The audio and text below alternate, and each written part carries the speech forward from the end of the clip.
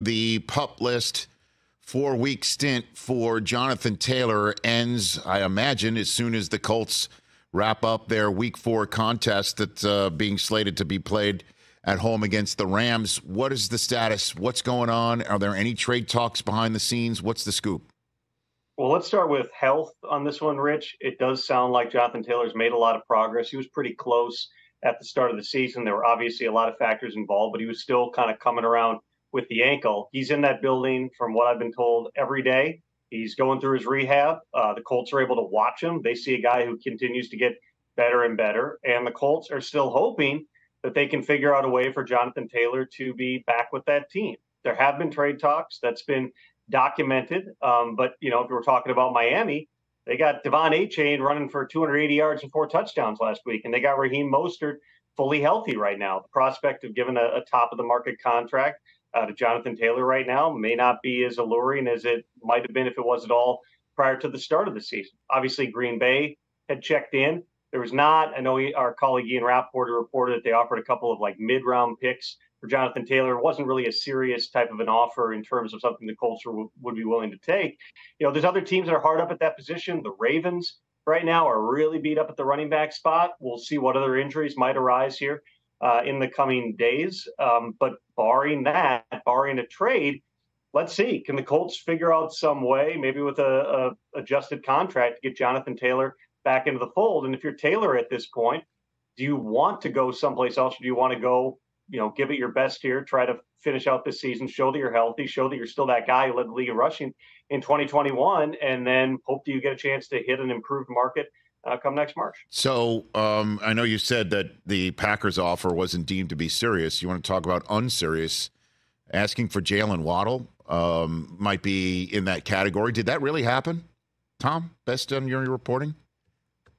Yeah. I mean, if you're the Colts and you've got a premium player like a Jonathan Taylor, you don't want to trade him. Right. So, all right, great. You want him? Give us a premium player in return. But it sounds like my 12-year-old's fantasy league. I see some of the offers from his fellow 12-year-olds, and it's just like, we will offer you somebody who is somewhat hurt and doesn't play for your best player. Like, that's what we're doing. And really? So that's my way of setting up crystal ball it. I know you're in the business of facts and information, but using that as a background way to tell us, what do you think is going to happen? Is Taylor somewhat interested seeing what this team is doing? I mean, the Colts are in first right now, and Anthony Richardson is coming back. Is there a way that he's seeing all right, I'll do it here and then figure out the rest? Or is he just say, screw it, I want out of here?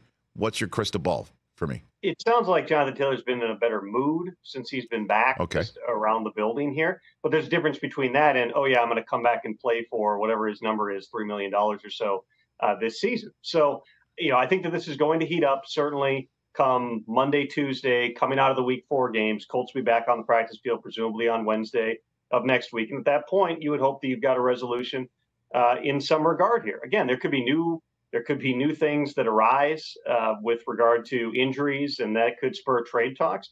My understanding has been there's really been nothing close to this point of what the Colts would want, which is upwards of what the 49ers gave up to the Panthers for Christian McCaffrey. It equates to roughly a first-round pick. That was, if you add everything up, depending on the value charts you use, Rich, it was equivalent of a high second-round pick is more or less what the Panthers got out of it. The Colts want more than that for Jonathan Taylor. Nobody's been close. Doesn't mean that something won't arise here. He also got the contractual piece of this.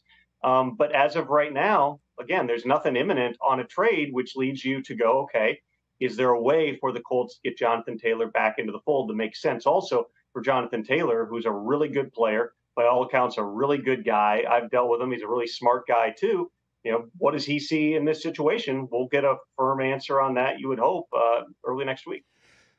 Catch the Rich Eisen Show every single day on the Roku channel, 12 to 3 Eastern, for free.